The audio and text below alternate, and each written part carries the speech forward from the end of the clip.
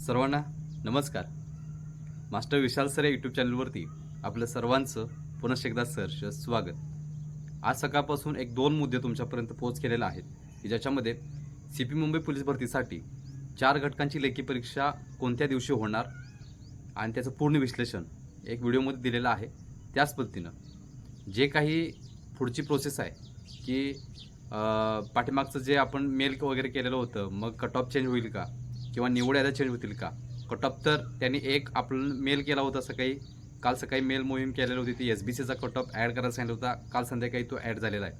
त्यानंतर cut off change होईल का आणि त्याच पद्धतीनं निवड याद्या आहेत त्या निवड याद्या चेंज होतील का, याच्यावर सुद्धा काही परिणाम होईल का पोलीस भरतीवरती किंवा लेखी पुढं जाईल का वगैरे वगैरे.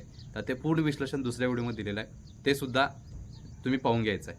जर तुम्ही पाहिला नसाल तर या व्हिडिओच्या शेवटी 2 आयकॉन येतील, त्या 2 आयकॉनवर टच करून तुम्ही तो व्हिडिओ आहे दोन्ही ते पाहून घ्यायचा आहे.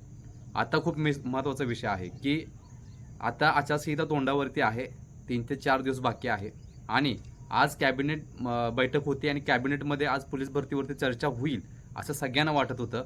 पण त्याच्यावर चर्चा झाली की नाही झाली, आणि जर चर्चा झाली नसेल तर मग भरती पडणार की नाही पडणार, आणि चर्चा झाली असेल तर पडेल की नाही पडेल, ह्या सुद्धा गोष्टी आपल्याला बघायचं आहे. तत्पूर्वी खूप महत्त्वाचा विषय म्हणजे आता पहिला आपण कोणत्या जे काय 80 गोष्टी आहेत त्यातल्या ज्या महत्त्वाच्या आहेत त्याच्यावरती आपण बघूयात की कशा परमिशन भेटलेलं आहे, कुठल्या घटकाला परमिशन भेटले, आणि स्पर्धा परीक्षेतील एक तर गोष्ट आहे का आपल्याला त्याच्यामध्ये बघायची आहे, एक तर गोष्ट आहे का बघायची आहे. समजलं काय म्हणतोय. सो पहिला आपण बघूयात की कोणाकोणाला काय काय मंजुरी वगैरे दिल्या आणि त्यानंतर मग पोलीस भरती येणार आहोत आपण. 80 जे घटक आज किंवा 80 विषयावरती चर्चा करण्यात आली आणि विविध घटकांना मंजुरी देण्यात आली, त्याच्यामध्ये काही पोलीस भरतीचा विषय आहे का किंवा नाही आहे का, किंवा स्पर्धा परीक्षेचा तर कमी विषय पाहिजे होता. पण आता कशा पद्धतीने आहे ते बघूया आपण थोडक्यात. केंद्र शासनाची ॲग्रीटेक जी योजना आहे ती राबवणं म्हणून त्यांनी सांगितलेलं आहे. माननीय बाळासाहेब ठाकरे हळद संशोधन केंद्रास अतिरिक्त निधी त्यांनी दिलेला आहे. पालघर जिल्ह्यातील विविध गावातील जागा MIDCला दिलेली आहे. बोरिवली तालुक्यातील जागा धारावी पुनर्विकास प्रकल्पासाठी दिलेले आहे. महाराष्ट्र धारण जमिनीचे तुकडे पाडण्यास प्रतिबंध करण्याचा अधिनियमात सुधारणा करण्यात आलेली आहे. कुर्ल्यातील शासकीय जमीन डायलिसिस सेंटरसाठी शाहीर अमर शेख प्रबोधिनीला देण्यात आलेली आहे. बाळासाहेब ठाकरे गोरेवाडा आंतरराष्ट्रीय प्राणी संग्रहालय आफ्रिकन सफारी प्रकल्प त्यांनी राबवणार आहेत. त्याच पद्धतीनं पशुसंवर्धन व दुग्ध व्यवसाय विभागाची पुनर्रचना करणार आहेत. भेंडाळे वस्ती प्रकल्प पाणी पुरवठा विभागास हस्तांतरित करण्यात आलेला आहे. रमाबाई आंबेडकर मधील झोपडपट्टी पुनर्वसनासाठी खाजगी जमिनीची मोबदला देणार आहेत. सो अशा पद्धतीनं मराठवाड्यातील शाळांकरता भारतरत्न डॉक्टर बाबासाहेब आंबेडकर आदर्श शाळा योजना निधी देणार आहेत. राज्यात आंतरराष्ट्रीय रोजगार व कौशल्य विकास कंपनी शाळांना 20% वाढीव अनुदानाचा टप्पा. न्यायमूर्तीच्या खाजगी सचिवांचा सचिवालयीन संवर्गामध्ये करण्यात येणार आहे. नाशिक रोड तुळजापूर वणी यवतमाळ येथे न्यायालय स्थापन करणार आहेत. नानाजी देशमुख कृषी संजीवनी प्रकल्पाचा दुसरा टप्पा राबवणार आहेत. बघा, महाराष्ट्र राज्य अनुसूचित जाती आयोगाला वैधानिक दर्जा देणार आहेत. शबरी महामंडळाच्या थक हमीची मर्यादा वाढवून 100 कोटी करण्यात येणार आहे. देवळालीला जे काही भूखंड नाशिक आहे रोडच्या महाराष्ट्र साहित्य परिषदेला परमिशन देण्यात येणार आहे. मौलाना आझाद महामंडळाच्या भाग भांडवलामध्ये वाढ करून देणार आहेत. तसेच जे काही मद्रशांमध्ये शिक्षकांच्या मानधनात वाढ करणार आहेत. पिंपरी चिंचवड पोलिसांच्या परेड ग्राउंडसाठी पशुसंवर्धन विभागाची जागा देणार आहेत. समृद्धी महामार्गास जोडणाऱ्या जालना ते नांदेड द्रुतगती महामार्गास मान्यता देणार आहेत. त्याच पद्धतीनं कात्रज कोंढवा जे काही उड्डाणपूल आहे बाळासाहेब देवरस यांचे नाव ते देणार आहेत. आपत्ती सौम्यनीकरणाचे काम आहे ते आता स्थानिक स्वराज्य संस्थांमार्फत राबवलं जाणार आहे. त्याचबरोबर राहता तालुक्यातील शेती महामंडळाची जागा क्रीडांगणासाठी देणार आहेत. शिंपी गवळी वाणी लोहार नाथपंथीय समाजासाठी महामंडळाची स्थापना करणार आहेत. पत्रकार तसेच उत्तरपत्र विक्रेत्यांसाठी स्वतंत्र महामंडळे स्थापन करणार आहेत. त्याच पद्धतीनं कराड तालुक्यातील उंडाळे योजनेच्या दुरुस्तीस मान्यता देणार आहेत. त्याच पद्धतीनं सार्वजनिक रुग्णालयांमध्ये सुलभ शौचालयाची सुविधा करणार आहेत. ह्या ज्या प्रमुख मागण्या आहेत ते तुमच्यापर्यंत जवळजवळ आता 20, 25, 30, 40 तुमच्यापर्यंत पोहोच केलेल्या आहेत. त्याचबरोबर इतर आहेत, पण ह्याच्यामध्ये जर तुम्ही बघायला गेलं तर आजच्या कॅबिनेटमध्ये तब्बल 80 विषयावरती चर्चा होऊन सुद्धा आज पोलीस भरती किंवा विविध स्पर्धा परीक्षेतली कोणत्याही घटकांवरती कोणत्याही पद्धतीनं सरकारनं विचार केलेला नाही आहे. ओके, आता ही गोष्ट खूप महत्त्वाची आहे. आता तुमच्या मनामध्ये असा विषय येणार आहे की आज कॅबिनेटमध्ये जर विषय झाला नसेल तर पोलीस भरती पडणारच नाही, बरोबर. सो असं होईल का? तर असं काय होणार नाही. अजूनसुद्धा सांगतोय, आज तारीख 10 आहे.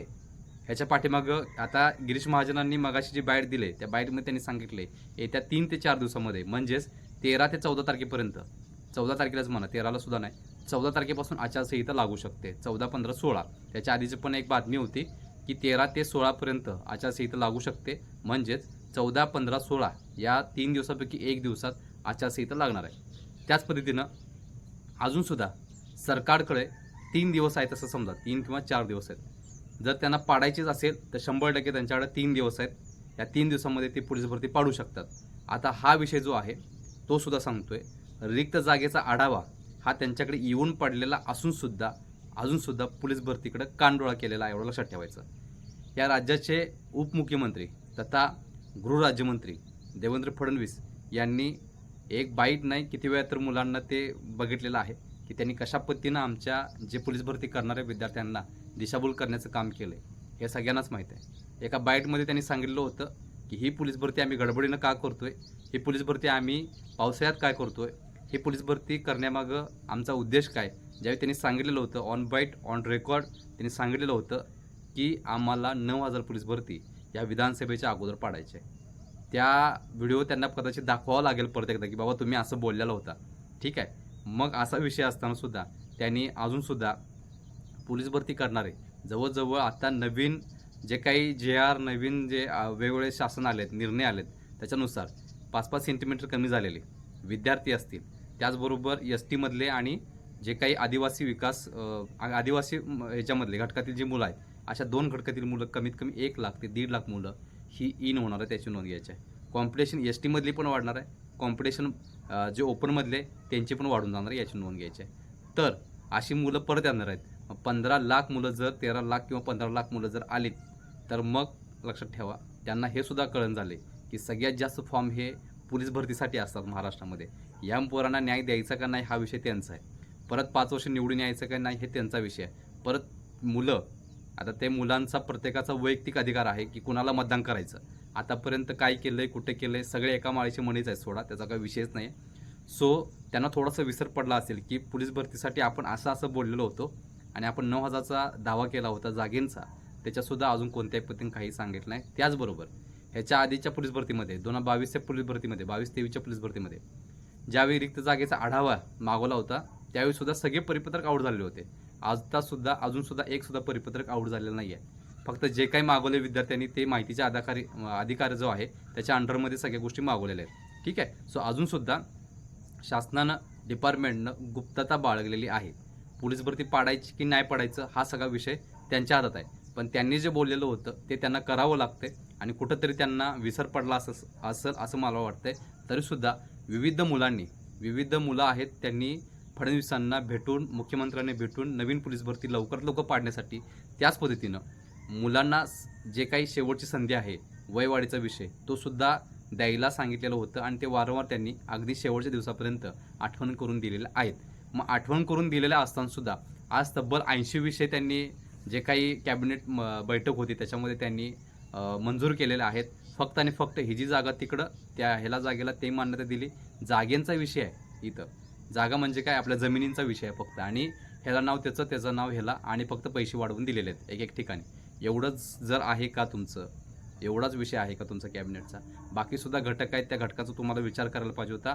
त्याच पद्धतीनं ह्याच्या आधी मी काही गोष्टी बोललेलो होतो आणि ह्या त्याच पद्धतीनं झालेल्या आहेत की भरती पाडत असताना त्यांनी काय केलं आहे, ओव्हरऑल भरतीचा जो आकडा आहे तो पकडलेला आहे. 30,000, 20,000, 10,000, 15,000 अशा काय असेल ते असेल.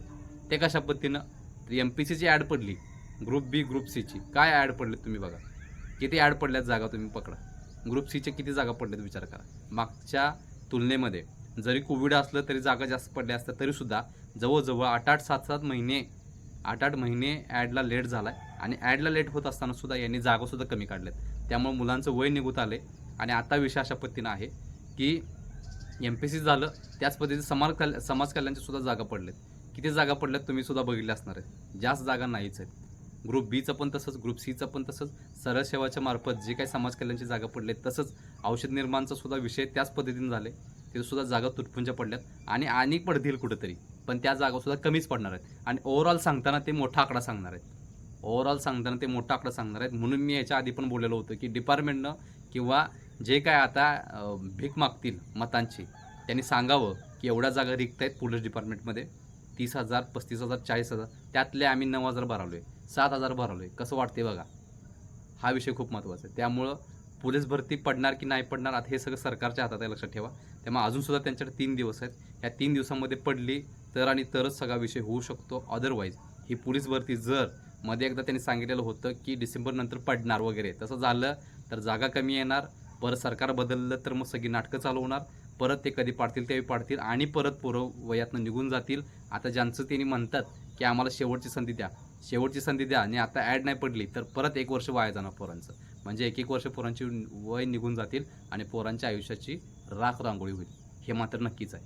त्यामुळं ह्या सरकारला जाग करून द्यावी लागेल. 3 दिवस राहिल्यात, ह्या 3 दिवसामध्ये ते पाडू शकतात, त्यांच्या हातात सगळ्या गोष्टी आहेत. त्यामुळं येणाऱ्या ह्या 3 दिवसांमध्ये ॲड पडेल अशी पॉसिबिलिटी आहे असं मला वाटतं.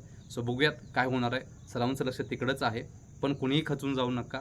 ज्यांना या पोलीस भरतीमध्ये मार्क कमी पडले किंबहुना काटावर बसले किंवा 38 मार्क होते पण एजनुसार कमी झालो सर, बसलोच नाही वगैरे वगैरे, अशी काही मुलं असतील तर त्यांना विनंती आहे की अजिबात खचून जाऊ नका.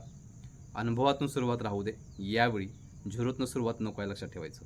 त्यामुळं उद्या सकाळी त्याच्यावरती एक महत्त्वाचा व्हिडिओ येणार आहे की ज्यांना पोलीस भरतीमध्ये मार्क कमी पडलेत, जे ग्राउंडच्या बाहेर पडले, जे लेखीला क्वालिफाय झाले नाही, ग्राउंडला पात्र झाले, लेखीला पात्र झालं नाही वगैरे वगैरे, असे काही मुलांचं जे काही हे आहे, मानसिक संतुलन कमी झालेलं आहे किंवा त्यांनी नैराश्य आलेलं आहे किंवा भीती वाटलेली आहे किंवा त्यांचं खच्चीकरण झालेलं आहे, डिमोटिवेट झालेत, अशा मुलांसाठी उद्या सकाळी तुमच्यावरती एक महत्त्वाचा व्हिडिओ येणार आहे, याची नोंद घ्यायची आहे.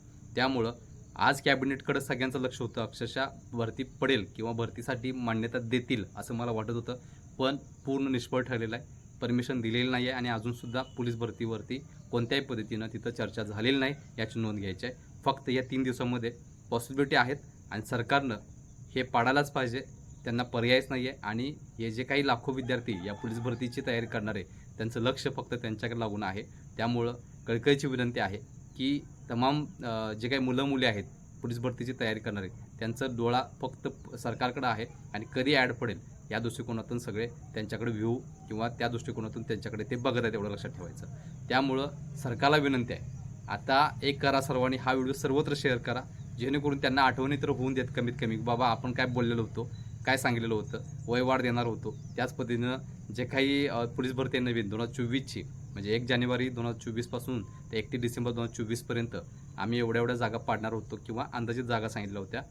जर रिकामा जागेचा आढावा आला असेल, रिक्त जागेचा आढावा आला असेल तर पोलीस भरती पाडायला काय प्रॉब्लेम आहे, समजलं. सो हे सगळं सरकारच्या हातात आहे. मी ज्यावेळी पोलीस भरती सांगत होतोय की बाबा पाडायची का नाही पाडायची, किती पद्धतीने पाडू शकताय, अति तात्काळ सूचना देऊनसुद्धा रिक्त जागेचा अहवाल येऊनसुद्धा अजूनसुद्धा सरकार त्याच्याकडे पॉझिटिव्हिटीनं बघत नसेल तर कदाचित मग सरकारला झोप लागली की काय कुणास ठाऊक. फक्त येणाऱ्या 3 दिवसांमध्ये ॲड पडू शकते. सो बघूया काय होतंय. हा व्हिडिओ मात्र सर्वत्र शेअर करायला विसरू नका. त्याच पद्धतीनं या आपल्या चॅनलला लगेचच सबस्क्राईब करून घ्या. 2024साठी अतिशय महत्त्वाचा चॅनल असणार आहे. 21, 22, 23, 24 सगळ्या गोष्टींसाठी महत्त्वाचा होता. त्यामुळे विनंती करतोय की चॅनलला लगेच सबस्क्राईब करा. त्याच पद्धतीनं टेलिग्राम चॅनलची लिंक, व्हॉट्सअप ग्रुपची लिंक या व्हिडिओच्या खाली डिस्क्रिप्शन बॉक्समध्ये दिलेले आहे, तिथे जाऊन तुम्ही जॉईन करायचं आहे. शेवटी बघूयात, आज संध्याकाळी अपडेट आली तर तुमच्यापर्यंत पोहोचणार आहे, उद्या जर आली तर लगेचच पोहोचणार आहे. टेन्शन काय घेऊ नका अजिबात, ठीक आहे. सो उद्या सकाळचा व्हिडिओ खूप महत्त्वाचा असणार आहे, लगेच सबस्क्राईब करून घ्या. जर जे काही इन्फॉर्मेशन असेल, जे काही अपडेट असेल, जे काही व्हिडिओच्या माध्यमातून जेवढं काही मोफत देण्याचा प्रयत्न करतोय, जर तुम्हाला पाहिजे असेल लगेच चॅनलला सबस्क्राईब करून घ्यायचं आहे. मी तर थांबतोय, तोपर्यंत धन्यवाद.